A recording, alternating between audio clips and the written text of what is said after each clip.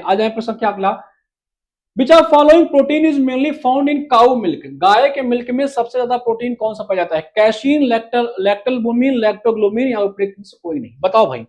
जोजा, हाँ जोजा बोलते हैं, सॉरी जोजा। चलिए आ जाइए फटाक से अगला प्रश्न आ जाइए। यही ऐसा प्रोटीन है जिसके कारण गाय का दूध जो है सफेद कलर का दिखाई पड़ता है, ठीक है भाई, ये याद रखेंगे। चले देखो, दो तरह के प्रोटीन पाए जाते हैं मिल्क में, ये ध्यान रखेंगे, ठीक है। एक तो है आपका कैसीन और एक है आपका कैरोटीन, ठीक है। ये जो कैसीन होते हैं ना, कैसीन, इसके कारण जो आपके मिल्क होते हैं ना वो व्हाइट होते हैं, दुग्ध क्रांति, सफेद क्रांति, और ये थोड़ा सा पीले कलर का होता है भाई, जो दूध हल्का सा पीले कलर का दिखाई पड़ता है कैरोटीन के कारण दिखाई पड़ता है, ये याद रखेंगे सभी लोग, ठीक है। ये सब हाइड्रोकार्बन्स होते हैं। तो गाय के दूध में आप पे कैसीन पाई जाती है, क्या पाई जाती है आपकी, कैसीन पाई जाती है, ये ध्यान रखेंगे। चलें ये प्रश्न क्या 22 पे आ जाइए। बिहार, अच्छा ये पॉपुलेशन डेंसिटी है, बताइए बिहार, पश्चिम बंगाल, केरला, उत्तर प्रदेश, बताइए पॉपुलेशन डेंसिटी मैच कराइए सभी लोग, फटाक से मैच कराइए, चलिए फटाक से मैच कराइए भैया। बिहार तो पहला आपका याद ही होगा, बिहार नहीं याद हो तो यूपी तो याद ही होगा ना यार, यूपी का लगा लो सर। यूपी एचएससी का आंसर कब तक आएगा, आज ही क्या पता यूपी एचएससी का आंसर किया जाए, वेट कर लीजिए, बस आने वाला ही है। हाँ थोड़ा सा एलोइश होता है। चलो देखो, हो सकता है एकदम एग्जैक्ट ना डेटा दिया हो, एकदम एग्जैक्ट ना हो जितना आपको, लेकिन मोटा मोटा है, 19-20 का फर्क से आप लगा लीजिएगा आंसर। तो उत्तर प्रदेश का कितना है भैया, 828 या 829, 22 नंबर आ जाओ। यूपी का तो वैसे 829 है इस समय, लेकिन अगर इस डेटा के हिसाब से जाओगे तो 828 पे जाओ, ठीक है।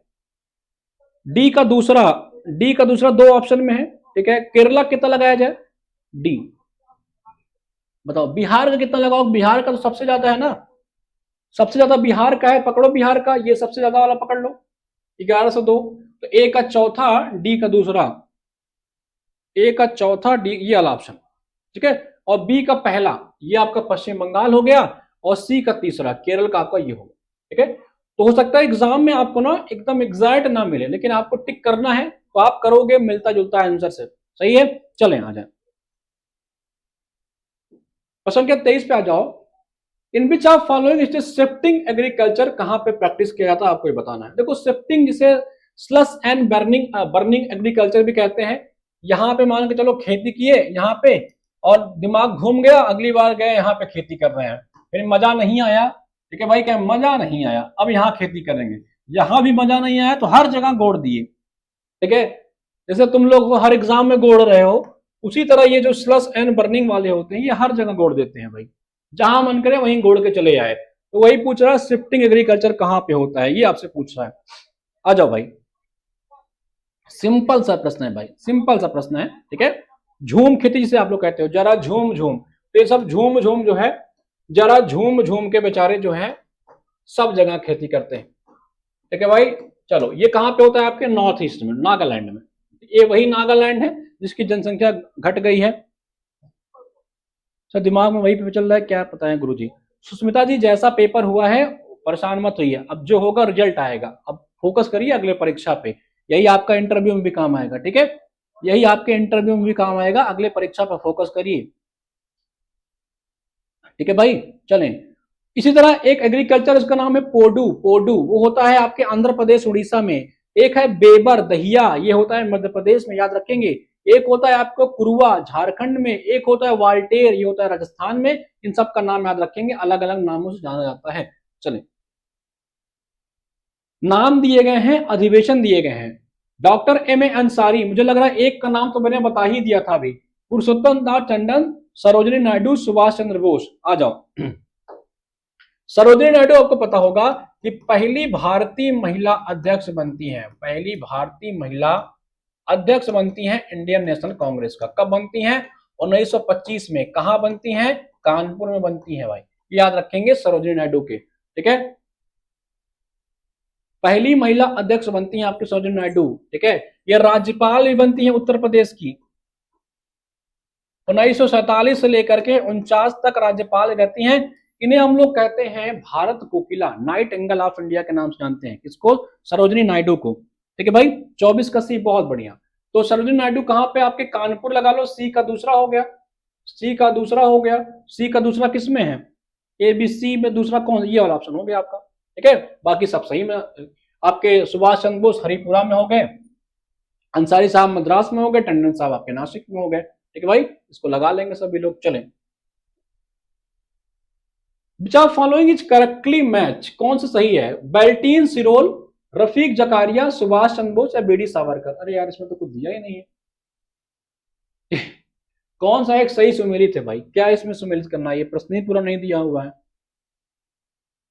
इनकी किताबें रही होंगी, मुझे लग रहा है कि वो किताब इन्होंने देखा नहीं। ठीक है, चलो अच्छा, आप लोग यहां पे बता दो, कौन, किसने जो है निम्नलिखित में से कौन जो है सुभाष चंद्र बोस को अशांति का जनक कहा था? बताओ, कौन जो है सुभाष चंद्र बोस को, सुभाष चंद्र बोस को अशांति का जनक कहता है?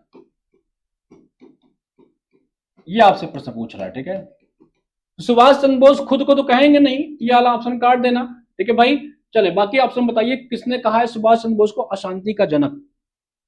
ठीक है, बिल्कुल बढ़िया, वैलेंटाइन सिरोल ने इनको कहा है। ठीक है, ये ध्यान रखेंगे। ठीक है, वैलेंटाइन सिरोल साहब ने इनको कहा है अशांति का जनक। अच्छा, रफी जकारिया ने किताब लिखी है the man who divided India, बड़ी फेमस किताब है, कई बार पूछा है। वैलेंटाइन सिरोल ने लिखा है इंडियन अनरेस्ट। ठीक है, और इन्होंने सुभाष चंद्र बोस को नहीं, इन्होंने तिलक को कहा है। किसको? तिलक को कहा है भाई। किसको कहा है इन्होंने? तिलक को कहा है, ये ध्यान रखेंगे। बताओ, सुबह ये तो वही हाल हुआ, ये तो यार योगी जी वाला हाल हो गया भाई, कि तुम मुझे खून दो मैं तुम्हें आजादी दूंगा। ठीक है, बाल गंगाधर तिलक को कहा है। ठीक है, ये तिलक को कहा, ये इन्होंने तिलक को कहा, सुभाष चंद्र बोस को नहीं, सॉरी, इन्होंने तिलक को कहा है भाई। ठीक है, तिलक को। जैसे योगी जी ने कह दिया ना कि स्वामी विवेकानंद जी ने कहा था कि तुम मुझे खून दो मैं तुम्हें आजादी दूंगा। तो शिरोल साहब ने तिलक को कहा है अशांति का जनक। ठीक है, ये ध्यान रखेंगे। सुभाष चंद्र बोस की किताब है इंडियन स्ट्रगल। हाँ भाई, गलत बता रहे हैं, मान गए। सुभाष चंद्र बोस की किताब है इंडियन स्ट्रगल, ये याद रखेंगे। सावरकर साहब की किताब मैंने बताया था 1904 में इन्होंने अभिनव भारत बनाया था। ठीक है, जिसका पुराना नाम मित्र मेला था, उसका अभिनव भारत बाद में नाम रख दिया गया था। इन्होंने किताब लिखी थी first war of Indian independence. ठीक है, लाला लाजपत राय, इनकी एक बड़ी फेमस किताब थी अनहैप्पी इंडिया, ये भी याद रखेंगे। चलो, रफीक जकारिया की एक बड़ी फेमस किताब है the man who divided India, याद रखेंगे। और मैंने पूछा था तिलक को किसने कहा था, तो वो वैलेंटाइन सिरोल ने कहा था, तिलक को कहा था, सुभाष चंद्र बोस को नहीं कहा था भाई। ठीक है, नहीं तो तुम मुझे खून दो मैं तुम्हें आजादी दूंगा, अलग कॉन्सेप्ट आ जाएगा यहाँ पे। चलो आ जाओ, भारतीय संविधान का कौन सा भाग आत्मा कहा जाता है? संविधान की आत्मा, मूल अधिकार, डीपीएसपी, उद्देशिका या राइट टू कॉन्स्टिट्यूशनल रेमेडीज? देखो, ये आर्टिकल 32 में बताया गया है सुप्रीम कोर्ट में जा सकते हो। अच्छा, किस आर्टिकल में बताया गया कि हाई कोर्ट जा सकते हो? ये कन्वर्ट करके बताना। अब ये प्रश्न थोड़ा टेक्निकल और अधूरा सा है। ठीक है, संविधान की आत्मा, देखो संविधान की आत्मा अगर पूछे कि संविधान की आत्मा भीमराव अंबेडकर ने किसको कहा है, तब तो आप कहोगे ये। ठीक है, संवैधानिक उपचारों का अधिकार, लेकिन उद्देशिका को भी कई लोग संविधान की आत्मा कहते हैं। ठीक है, उद्देशिका को भी कई लोग जो है संविधान की आत्मा कहते हैं, ये भी ध्यान रखेंगे। ठीक है, जैसे आपके के.एम. मुंशी हो गए, ये सब जो हो उद्देशिका को संविधान की आत्मा कहते हैं। ठीक है, अब प्रश्न कह रहा कौन सा भाग संविधान की आत्मा कहलाता है, तो भैया इसको तो कहा है भीमराव अंबेडकर ने। तो अगर प्रश्न में पूछता कि कौन सा भाग को भीमराव अंबेडकर ने संविधान की आत्मा कहा है, तब आप किस ऑप्शन जाते, लेकिन बिना किसी का नाम लिए अगर आपसे पूछ रहा है तो आप उद्देशिका वाले ऑप्शन पे जाओगे। याद रखेंगे, इंपॉर्टेंट प्रश्न है।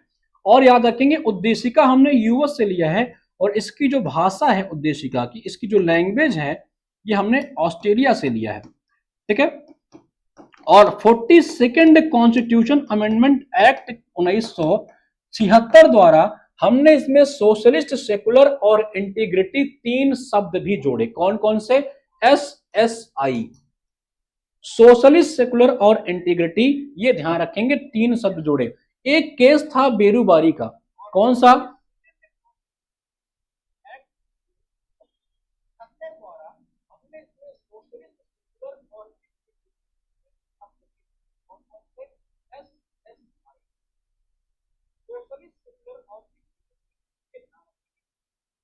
ठीक है, चले, तो ये याद रखेंगे। इसका जो सही जवाब हो जाएगा वो ऑप्शन सी होगा। इसको ध्यान रखेंगे, ना पालकी वाला कार्ड, हाँ पालकी वाला ने इसको आइडेंटिटी कार्ड कहा है। ठीक है, होरोस्कोप किसने कहा था? मुंशी साहब ने कहा था। चलें अगले प्रश्न में आते हैं। भारत में एक नया राज्य सृजित करने वाली विधायिका को पारित होना अनिवार्य है। ठीक है, संसद में साधारण बहुमत तथा कम से कम 2/3 राज्यों के अनुसमर्थन, संसद में साधारण बहुमत द्वारा, संसद में 2/3 बहुमत या कम से कम 2/3 राज्यों के अनुसमर्थन, या कोई नहीं। देखो, भारत में अगर कोई नया राज्य जो है आपको बनाना हो तो 2 आर्टिकल उसके लिए काम करते हैं। एक तो आर्टिकल 2 और एक आर्टिकल 3, ये ध्यान रखेंगे, बड़ा इंपॉर्टेंट है। ठीक है,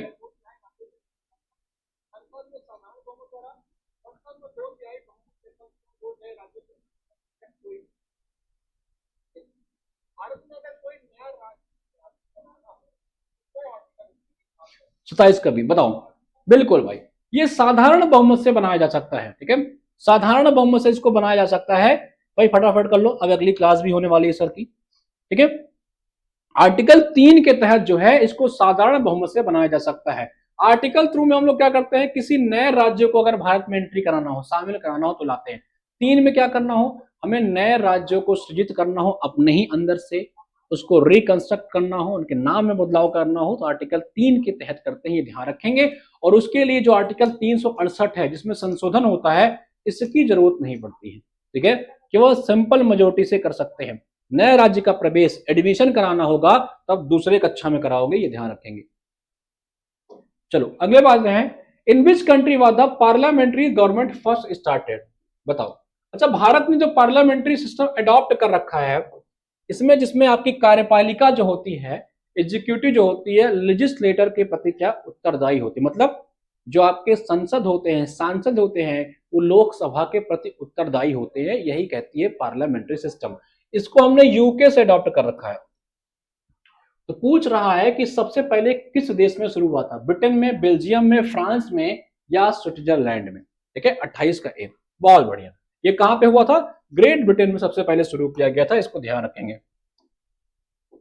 चले अगले प्रश्न में आ जाइए। Who among the following were not vice president of India?